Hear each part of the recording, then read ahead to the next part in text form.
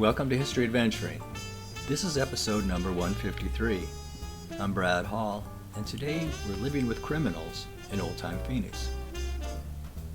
As much as I've always enjoyed reading about crime, going back to the days when I read Batman comics, I never really wanted to be around crime in real life. I found a nice place to live in a suburb of Phoenix, Arizona, called Glendale. But today I'm thinking about what it would be like to live with criminals in old-time Phoenix. Of course, there are criminals in my quiet little suburban neighborhood, let's be clear on that.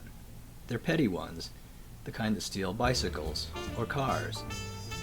But it's not like the neighborhood where I lived back in my 20s in California, which had the almost continuous noise of sirens and things that may or may not have been backfires from cars. I lived in an apartment complex with some pretty tough hombres back then, and while they may not have described themselves as criminals or bad guys, they always ducked when the LAPD went by, or that sort of thing. When I look at old photos of Phoenix, I often wonder how much crime happened. Phoenix has never been a wide-open town like Tombstone used to be. It's been a place of law and order. There have always been banks filled with gold, and those places have been guarded. There's always something more precious than gold, water, and the canals were guarded too. But criminals have always been around. They're opportunists, like raccoons, and some will just scrounge around taking stuff that isn't nailed down or protected. When I was a kid in Minneapolis, most of the kids I knew would say, "Finders keepers, loser sweepers," which set their path firmly towards being a criminal if they chose that route.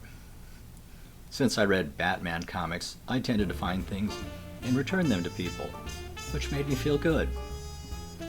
I found a $20 bill on the ground a couple of years ago during one of my walks around my neighborhood and realized that an elderly lady had dropped it, so I gave it back to her. I get more enjoyment thinking of doing something like that than I would ever get spending money that I didn't deserve. But of course, criminals disagree with me. I've known people who have a lot more money than I'll ever have, who gladly steal from people, considering them marks or suckers.